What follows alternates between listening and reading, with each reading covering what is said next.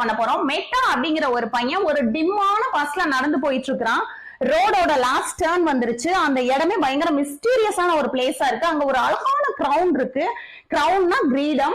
அதை பார்த்த உடனேயே symbol of power and strength அப்படின்னு அவனுக்கு தோணுது. Summer of life in spring, வெயில் காலத்துல கூட வசந்த காலம் மாதிரி அவனுக்கு ஃபீல் வருது.